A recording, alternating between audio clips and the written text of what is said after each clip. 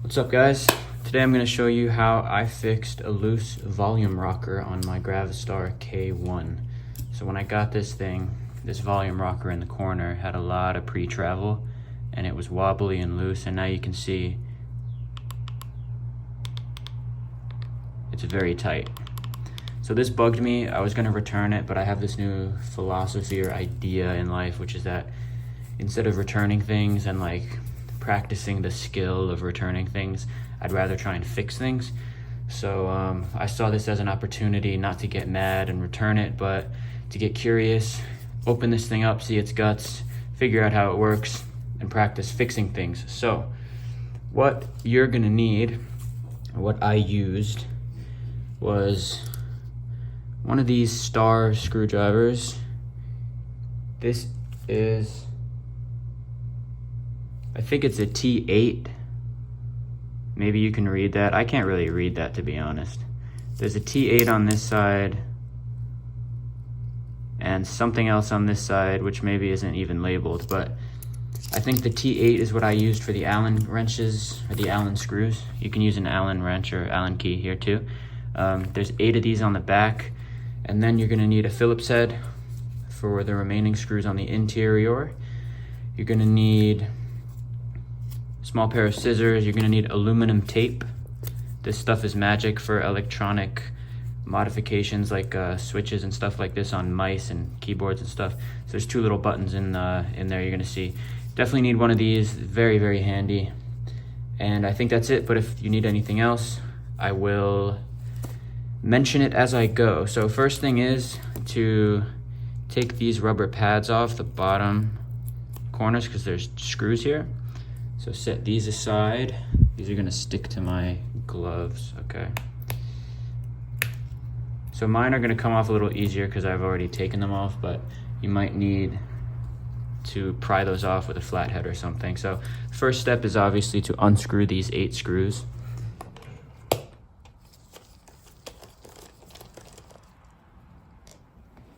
And put those somewhere safe. Put them somewhere you won't lose them. So the inside of this K1 is a little different from the K1 Lite, which I have here. I can do a video on that if you guys want. And it's a very, very different from the V60 Pro, which I have a video on that too, or I will. So I took open the V60 Pro to fix a ticking space bar. I also fixed a ticking space bar on the K1, on the K1 Lite, I mean. Space bar on this one's fine so far, so I haven't had to do anything there. I find the screws on this one are a little harder to take off than the K1 Lite because this one's made of aluminum. I think the screws screw into the aluminum instead of the plastic, so. Okay, so that's 7 and 8. So you can see those here. Okay, next step, I find it easier to pull one of these things out, pop the keyboard off like that. This is a good little handle.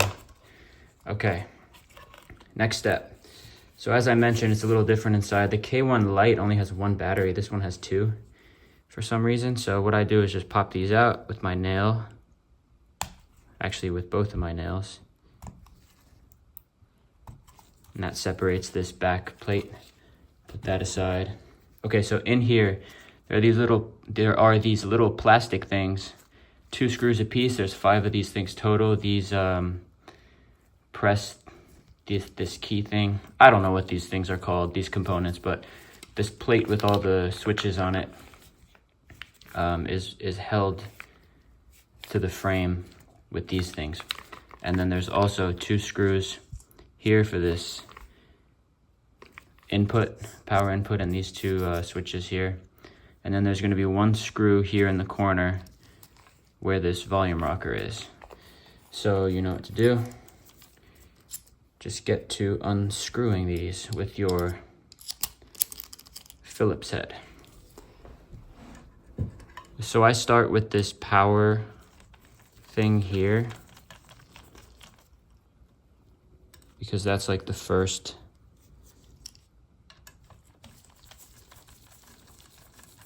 That's the first thing. That's like the highest thing up.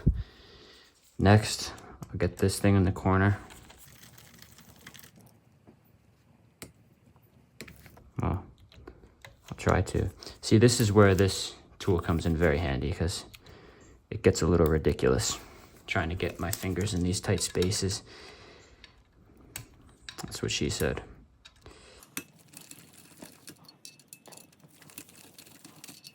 All right, so, well, I lost a screw in there, but you can see what these things look like here. So it just presses, it's like this L shape, and it just presses down and grabs onto this piece here. So let me grab that screw.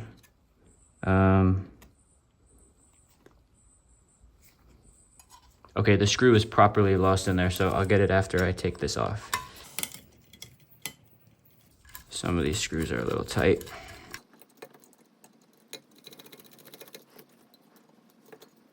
That's 2.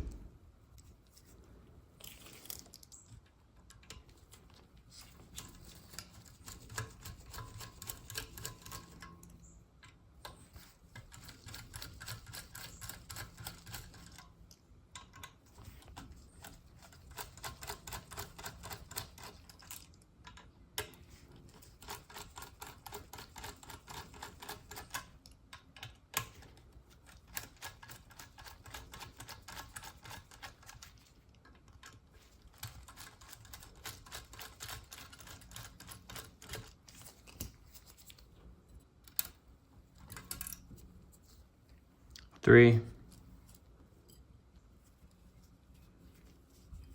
I lost a screw on that one too.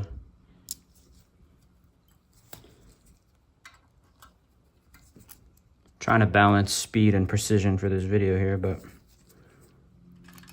that's 4, that's 5. Okay, that's the only one I got cleanly.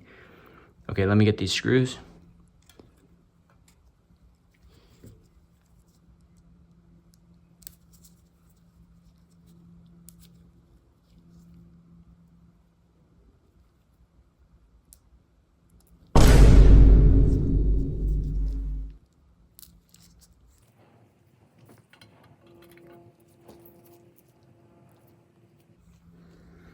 Okay, so this part will pop right out. I like to keep these plastic pieces just in there. They do slide out, but you don't have to.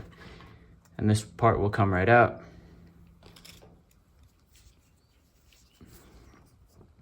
There's that last screw that slipped out earlier.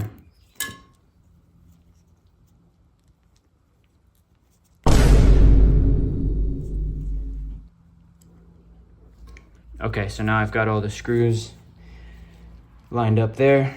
This frame piece can go to the side. And now I can get started on the actual volume rocker here. So you can see the construction of this. 2 springs here. And there are 2 buttons here. Here and here. So pushing this down presses the lower one, pushing this up presses the upper one. And then there's 2 little kind of axles here where this thing hooks in. So the easy way to get this piece off here is to put a nail in this one and just pop it right out. And then it slides off of the other one. So now this is out. These springs are loose, so be careful not to lose these. There's also a button here when you press directly down to mute it, but I had no problem with that. So you can see my solution here is basically to close the gap between these parts here and the actual button, because there was a lot of space there, like I said, and there was pre-travel before this piece actually pressed the button down. So how I did that was put pieces of aluminum tape to taste.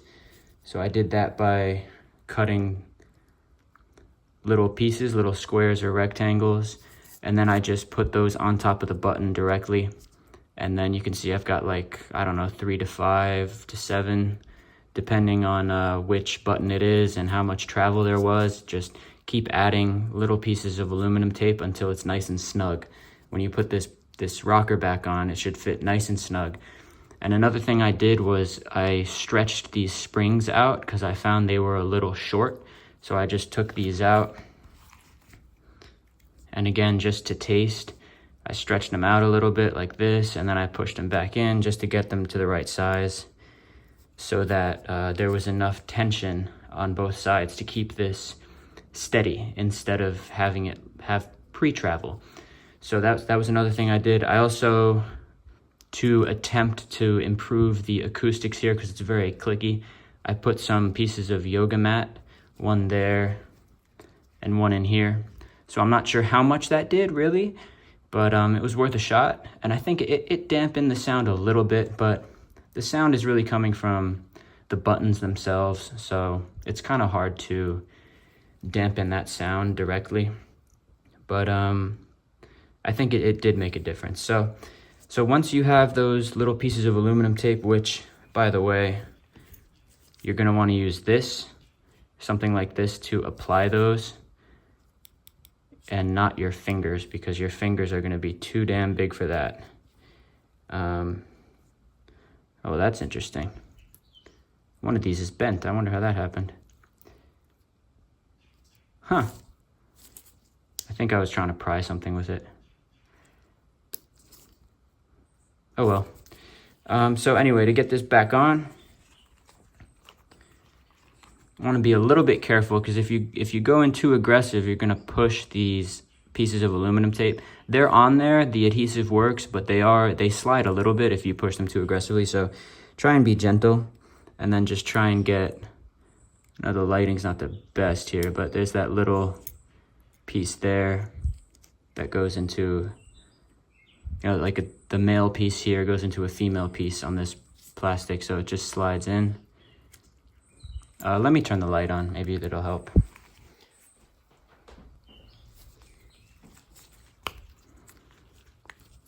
Okay, so hopefully this helps a little bit. You can see that metal piece in there, or sorry, the black plastic piece in there where this male piece slides in. So just want to get that in, and then make sure that these springs are going into those female slots there. You got to get everything aligned, which is quite easy to do. It's just I'm on camera doing this, but there you go. So that's in, and then this other piece on the end. Oh, wait. Okay, springs are in, everything's hooked in, and then that slides right back in. So you can see, nice and firm, no pre-travel.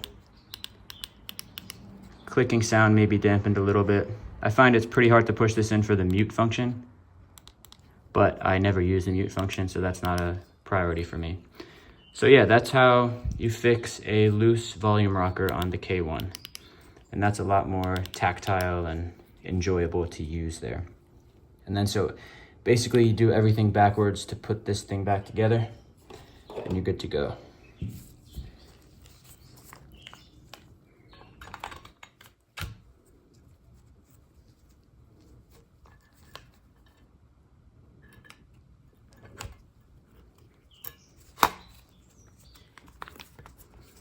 So you see here, there are these little holes in those. There are little holes in those plastic pieces there, and then you see the switches here, so you just got to get that in. Again, a male-female thing. Get all that lined up. Like that. You can test. Switches work. And then just screw that back in.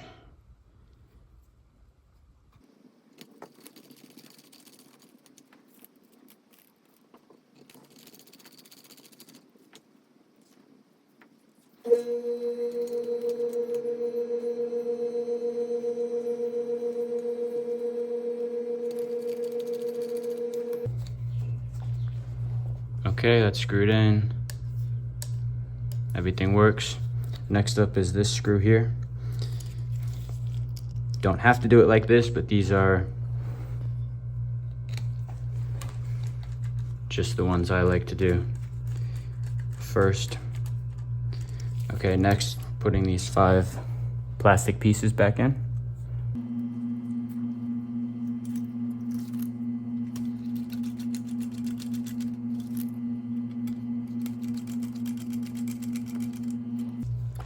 You don't have to do it this way, but I like to treat these things like lug nuts. This might not actually be better at all for a keyboard, but I just like it. So I go in like a star shape. One corner, opposite corner, and in the middle.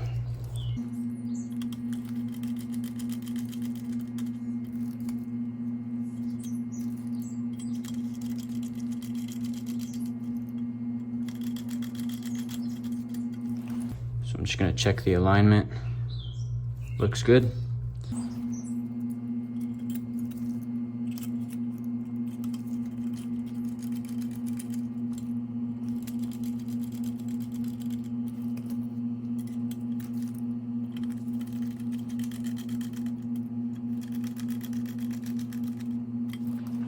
All right.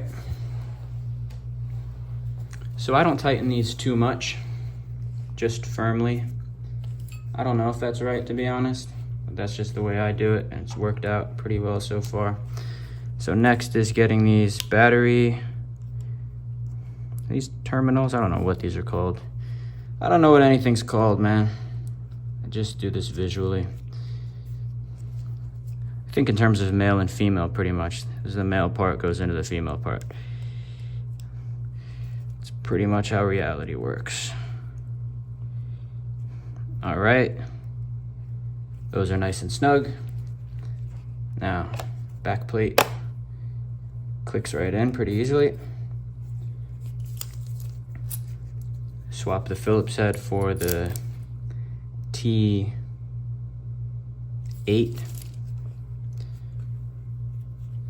And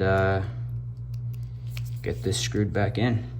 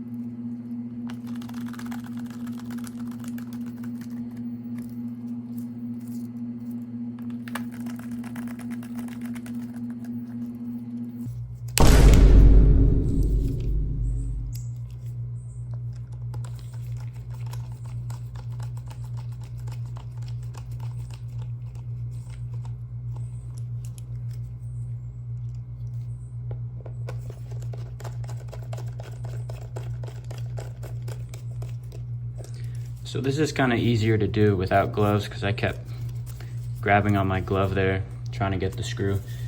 But I don't know, gloves look more professional. So last part is put these rubber feet back on.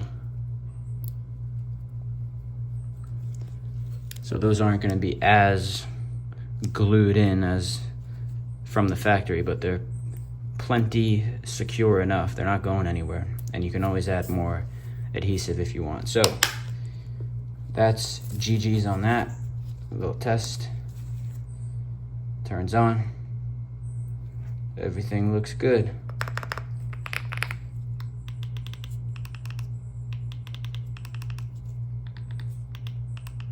Volume rocker's good. Thanks for watching. Hope this helped out in some way. See you in the next one. And here, just finally to show you that it works. Got up, down.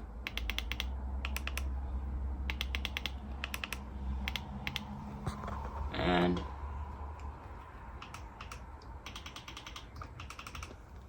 it's working.